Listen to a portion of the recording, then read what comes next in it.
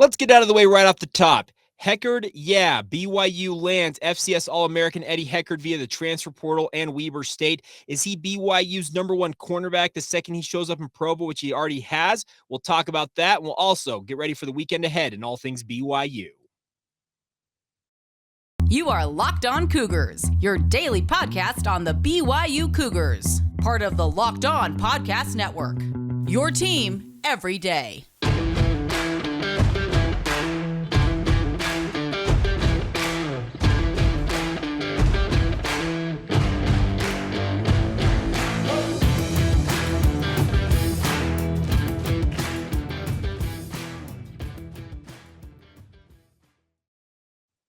What's up, everybody? I'm Hatch, your host here on Locked On Cougars, your resident BYU insider. Thank you for making Locked On Cougars your first listen of the day. Very proud to be part of the Locked On Podcast Network, and we are your only daily podcast focused on the BYU Cougars. Today's show is brought to you by our title sponsors over at BetOnline. BetOnline has got you covered all season long with more props, odds, and lines than ever before. That's BetOnline, where the game starts. Once again, thanks for taking some time to join us right here on your only daily podcast focused on all things BYU. And Heckard, yeah, BYU lands Eddie Heckard via the transfer portal. And just as soon as I feel like I dropped that podcast yesterday, the news changed, and Robbie McCombs from Vanquish the Foe, to his credit, reached out to Eddie Heckard, and Heckard told him he had actually enrolled at BYU. So he was already in school going through workouts with the team ostensibly, and officially the announcement came yesterday evening that Eddie Heckard is the newest member of the BYU football program. I think this is a big pickup for the BYU Cougars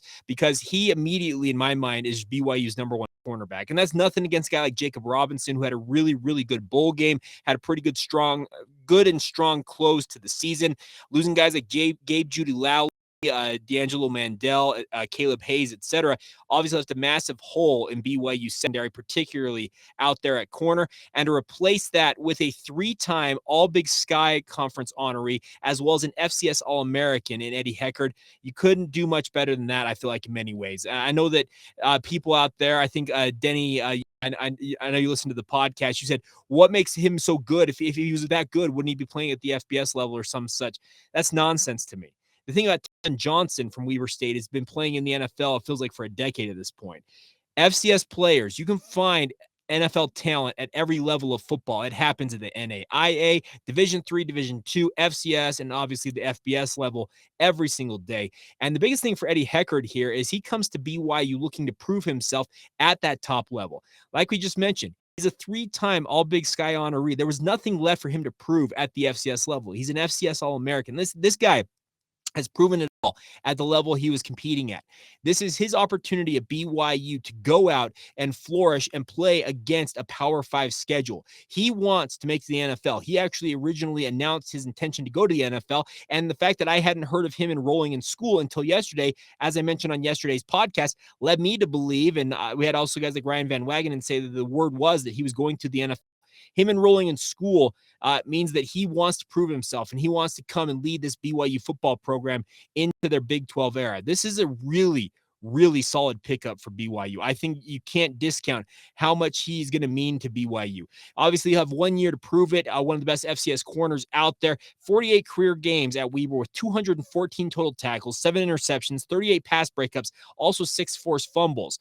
Brett Hine, who covers Weber State very, very closely, for the Standard Examiner up there in Ogden, said that in terms of pound for pound, he might be one of the strongest athletes Weber has ever seen that BYU might have on the roster. I really, really think this is a fantastic pickup.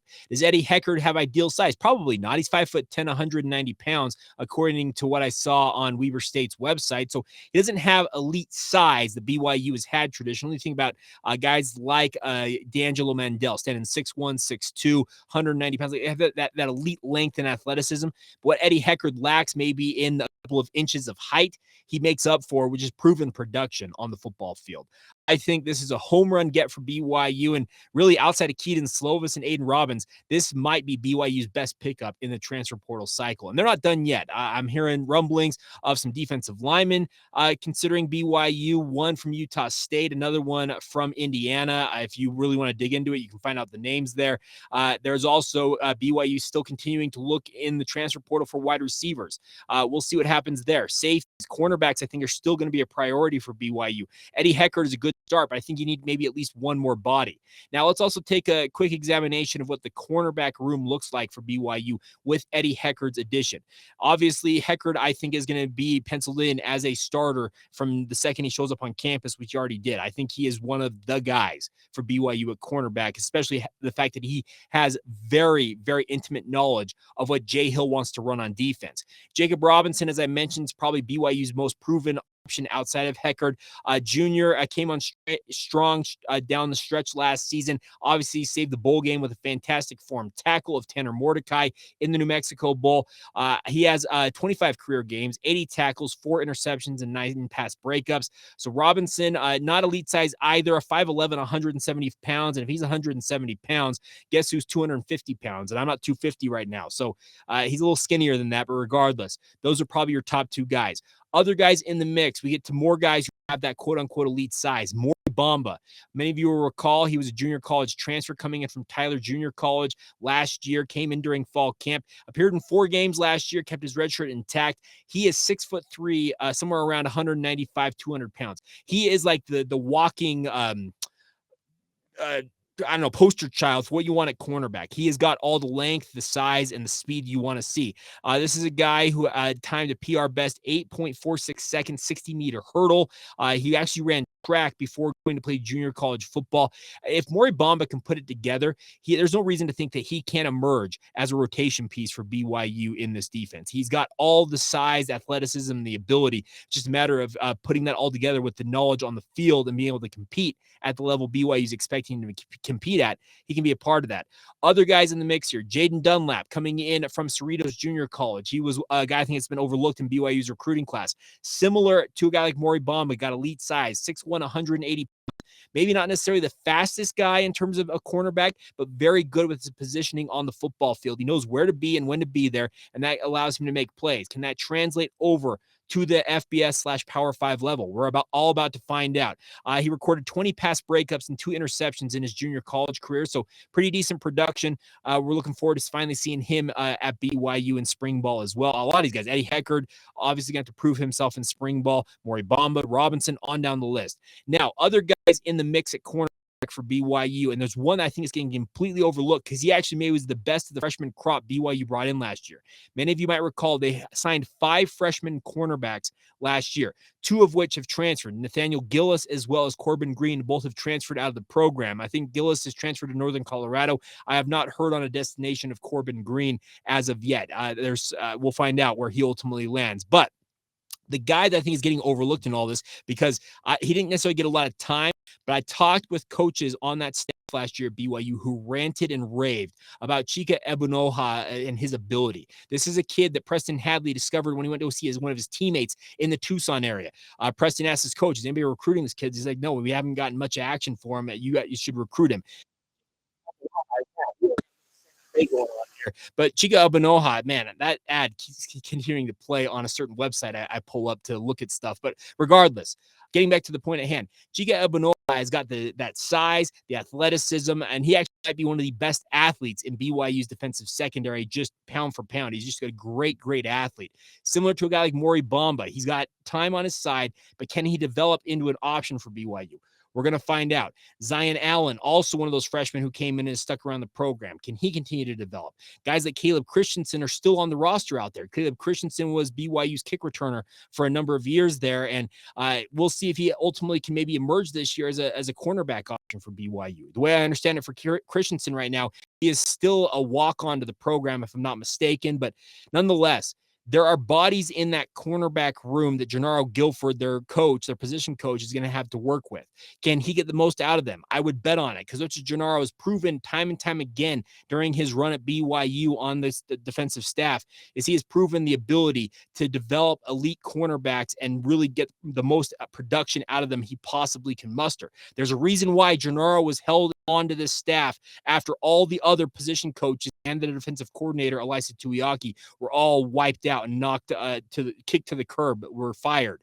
He is a very, very dogged recruiter, and he knows what he's doing with BYU's cornerbacks. He gets a guy like Eddie Heckard. This is a home run get for BYU, and I can tell you, if I'm Gennaro Guilford, I am just praise be that I have a guy like this coming into the BYU football program who already knows maybe more about this defense than I know as a position coach, can coach up other guys on the field, be that coach on the field quite literally in many respects, and he will from day one be well ahead of everybody else on this defense. He knows this defense inside and out, and he will be a standout, I think, for BYU. So yeah, the pun, the Heckard, yeah, it absolutely fits here. It is a fantastic, fantastic pickup for the BYU football program. All right. A number of you sent in some questions after I recorded yesterday's podcast. I'm actually going to address those here in just a moment. We'll get to as many of them as we can. We should be able to knock out all the rest of them that came in this week. We'll get to those. Also, if you're looking for updates on the Santa Clara game, I'm actually recording this just before the Santa Clara game tips off. I'll do a recap of those games, both the Santa Clara and USF games for BYU men's basketball as we go through the weekend. With 9 o'clock tips, no offense, folks, but I got a radio job that gets me up at 3:30 in the morning. I'm not staying up any later than I have to. So I'll obviously watch the game, but I will have more of a recap for you guys either postcast over the weekend or at least Monday for sure. We'll recap whatever happened for BYU men's basketball. But up here in just a minute, we'll get to more of your questions that you guys sent in after I finished yesterday's podcast. We'll get to all of that in just a moment.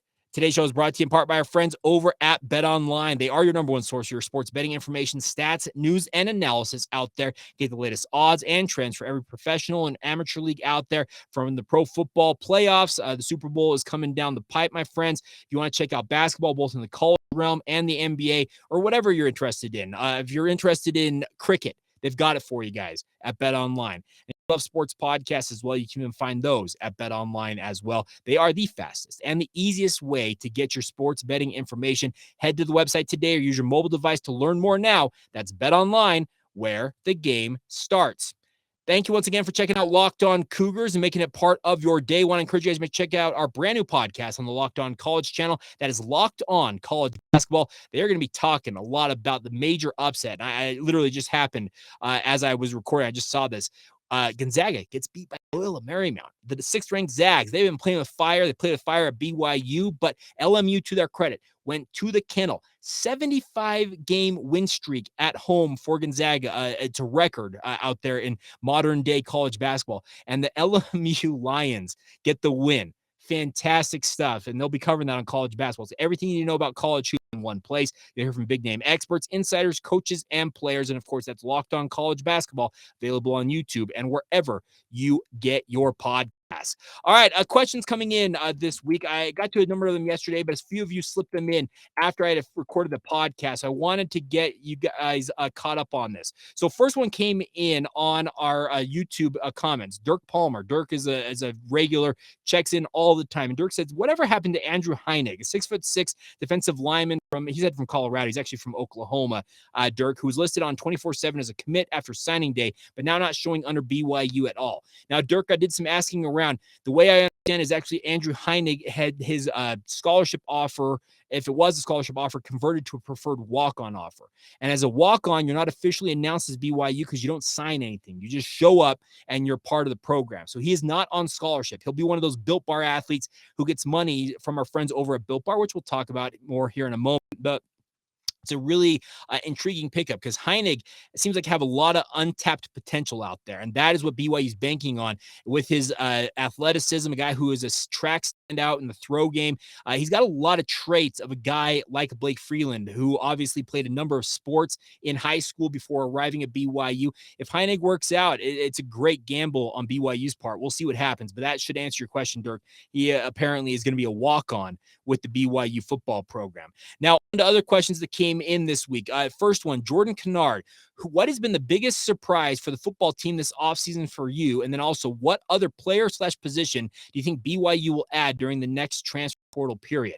Now, the biggest surprise for me is how much success in terms of getting starting caliber guys BYU got in the transfer portal cycle that just recently completed, the 45-day window. I think that BYU made out like bandits, honestly. I think they got a number of high-level athletes, guys who are probably going to be penciled in as starters from the get-go here at BYU, and Eddie Heckard is just the latest in that group that are going to help bolster a lot of the positions BYU needs. That's probably my biggest takeaway, my biggest surprise for BYU. I guess another surprise for me is that Kalani Sitake finally saw the writing on the wall and made the change on his defensive staff.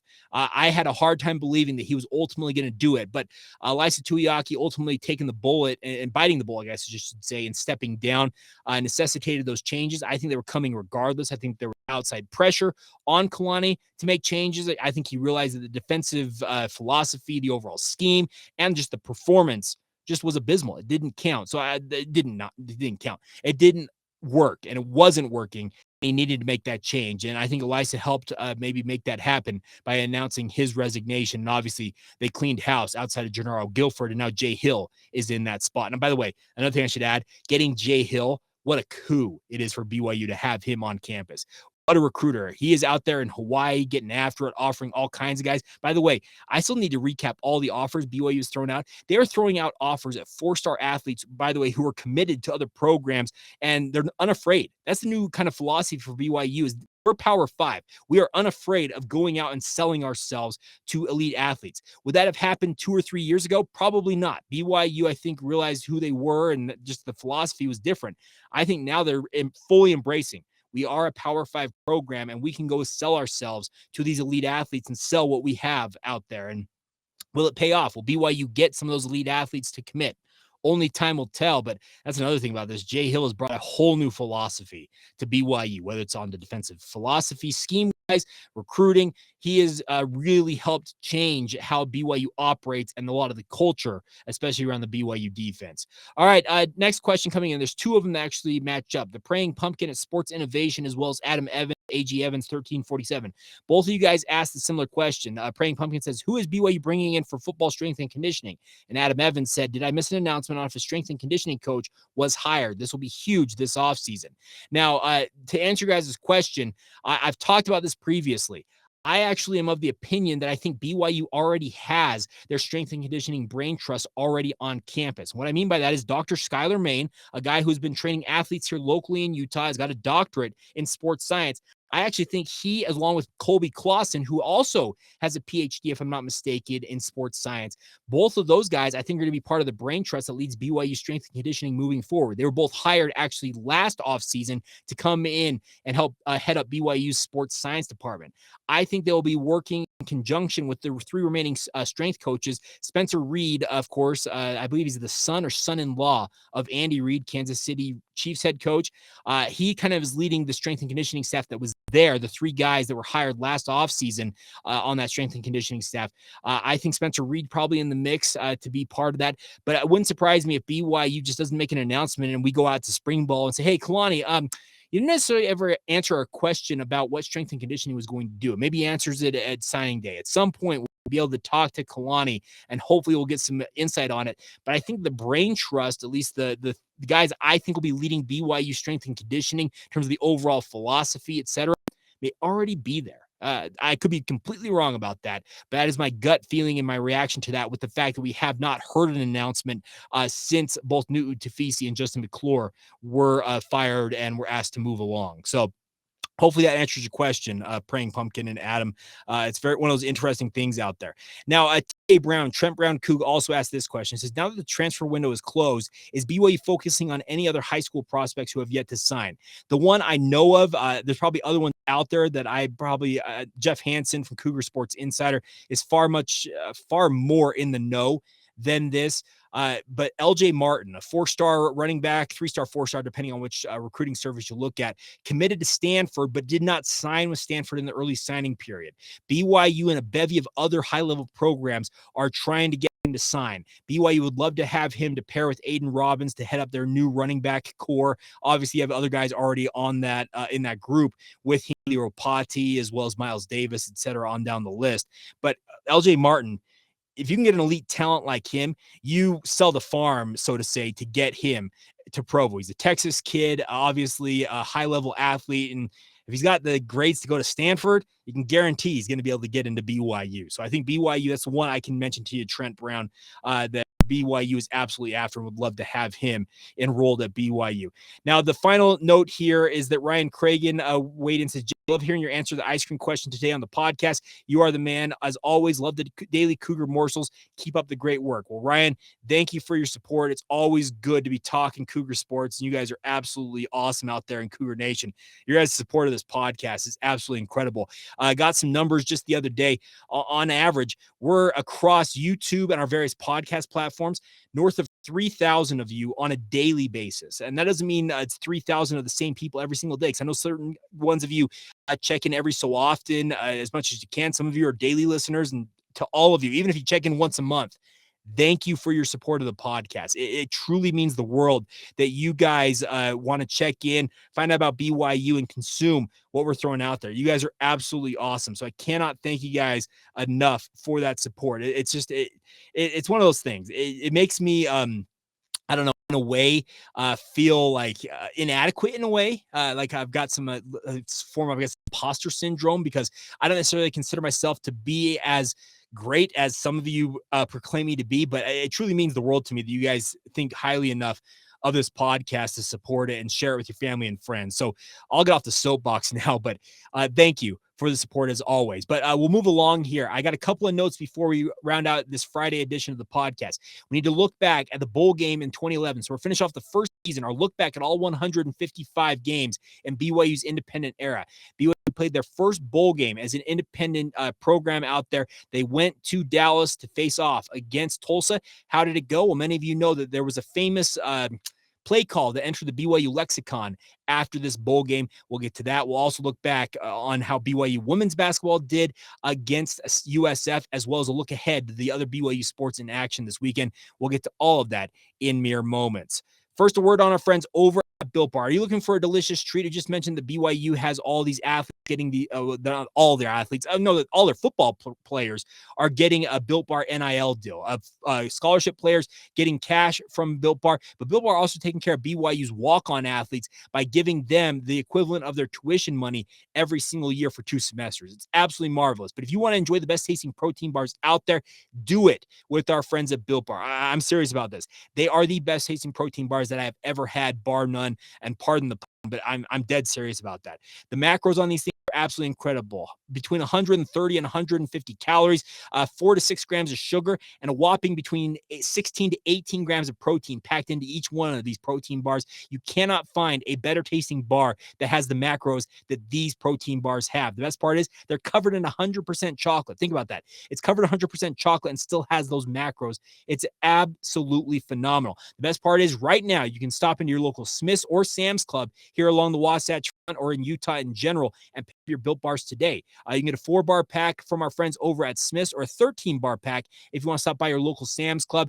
And also, as always, you can still go to built.com, place your order online, and while you're there, use the promo code LOCKEDON15 for 15% off your order. Once again, promo code LOCKEDON15 at built.com. But if you don't want to wait on the shipping to get those bars, get to your local Smith's or Sam's Club today. Get enjoying the best tasting protein bars and do it with our friends at Built Bar.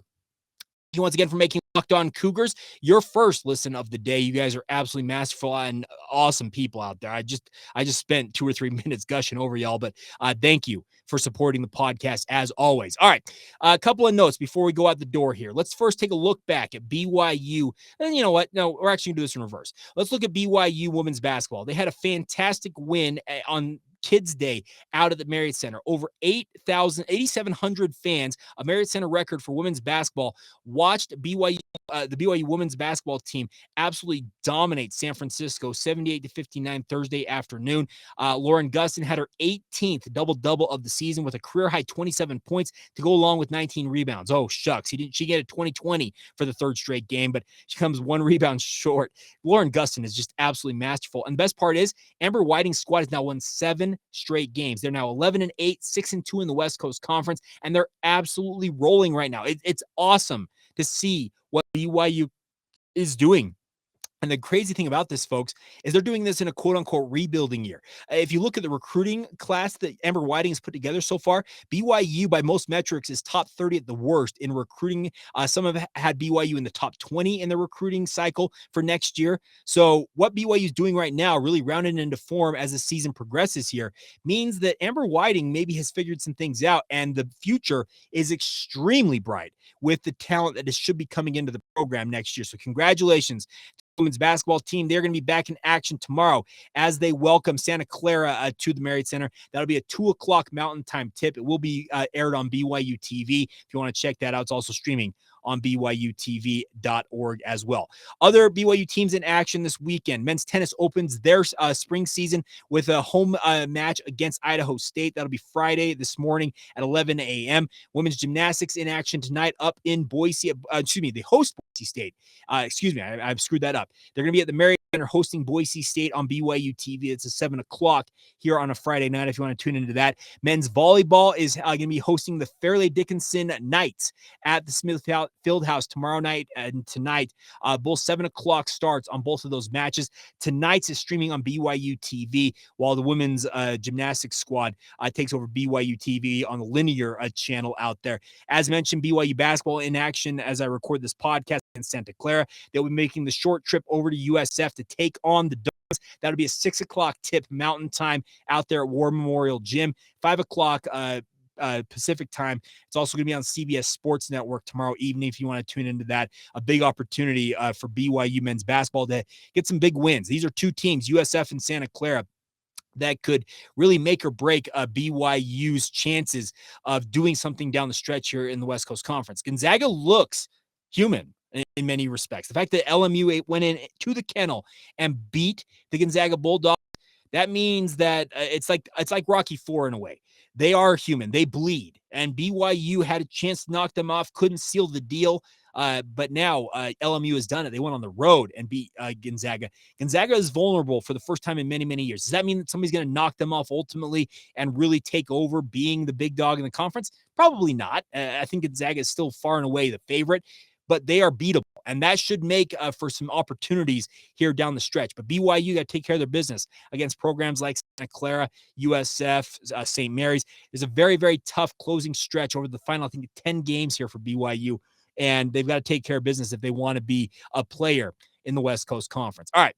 Final thing before we go out the door. We've been looking back at all 155 games in BYU's independent era. We're closing out the first season, the first of 12 seasons of BYU football as an independent program. BYU is playing in the Armed Forces Bowl, the Bell Helicopter Armed Forces Bowl, down there in the Dallas-Fort Worth Metroplex. And BYU is facing off against the Tulsa Hurricanes. BYU entered the game 9-3. Tulsa was 8-4, so a fairly evenly matched game here. And G.J. Kinney was actually now the head coach of Texas State, was the starting quarterback for Tulsa in this game. He ended up having 3 touchdown passes of his own in this game, going 17 of 31 for 214 yards, but it was not enough, as many of you know, as BYU won this game 24-21.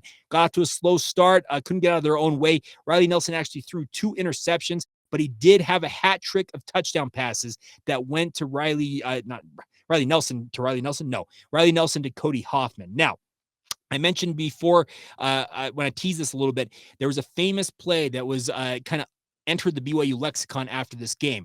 Well, after the game, many of you will recall the final touchdown went up for BYU in the final seconds of this game. BYU went up to the line near the end zone, and you looked like they were going to spike the ball to stop the clock. Well, Riley Nelson actually kind of motioned like an audible to Cody Hoffman, fakes the spike, and then tosses up a fade route that Cody Hoffman hauled in for a touchdown. And it was absolutely a crazy play. And after the game, Riley Nelson said the play call was red alert. And Bronco Mendenhall, who was the head coach at the time, confirmed that, said they actually hadn't practiced the play in a number of months, still in the playbook. And it was a play that Riley Nelson noticed the fact that Tulsa was kind of taking it easy, taking a break. And he said, you know what, we can catch him sleeping here. And they absolutely did. Cody Hoffman finished the game, 8 receptions, 122 yards. Riley Nelson had 17 of 40 passing, so below 50% completion percentage, had 250 yards passing. Like I mentioned, the 3 touchdowns, all of them going to Cody Hoffman, as well as the 2 interceptions. But BYU gets the win and caps their first season as an independent program at 10-3. A very, very good season, all things considered. BYU, I think in 2011, my overall takeaway is that it's one of the more underrated seasons in BYU's independent era. Was the schedule as stout as it would be in future campaigns? Absolutely not. But when you win 10 games, you never throw that back. It's a very, very important thing. And BYU never obviously was going to throw that back. The biggest thing for BYU is that they had an opportunity to have capped their season the right way, and they did just that. Was it easy? No. Was it pretty? Not really. The red alert play on its own was fantastic, and I'm going to post a lot of this stuff. I've been doing it with every game we've recapped so far on our Instagram page, so go search out Locked On Cougars on Instagram if you want more on this. We'll actually I'll pull the play off YouTube and post it on Instagram, but like I said, I've said this before, ESPN apparently likes to DMCA on YouTube. So if I post that play on this, it gets flagged and it causes all kinds of issues. So I'm doing it on Instagram. If you want to see that play, go follow our Instagram feed, Locked On Cougars, and you can see that there. But it was a great play, a great win for BYU, and it obviously pretended some decent things to come. Obviously, after the season, we all know that Riley Nelson was the guy at quarterback for BYU, but him establishing himself as BYU starting quarterback meant that Jake Heaps was on his way out the door, ultimately entering the it wasn't the transfer portal then, but he transfers, goes to Kansas, doesn't do much at Kansas either, spends a season or two, one season at Miami, and Heaps just never developed into what we thought he might have been in that 2010 season and obviously early on in the 2011 season. But Riley Nelson was the guy for BYU. Cody Hoffman was a stud at wide receiver. Ross Oppo, very, very dependable receiver in his own right. There were a lot of good things going for BYU as they went into 2012 overall, and we'll start breaking that down on Monday's edition of the podcast. So that's a little tease for you guys to get ready for next week. We begin to look back at the 2012 season, and obviously BYU finishes this 2010 season, I think, ranked 25th in the polls. So the top 25 season, obviously you take that, and BYU looks towards the future, and we'll talk about that on Monday. So thank you once again for making us your first listen of the day. As I mentioned, we'll do a full recap of BYU basketball on Monday as well, if we don't get to a postcast over the weekend. So thank you for your support. As always, want to encourage you guys now to go make your second listen. Our friends over the Locked On Big 12 podcast. Hey, you're going to see a familiar face. That'd be mine. We did a roundtable edition of the podcast, talking a lot of hot topics in the Big 12. Get that free and available wherever you get your podcast. Also, check it out on YouTube. Until Monday, or maybe some point over the weekend, have a great one, my friends. This has been the Locked On Cougars podcast. See ya.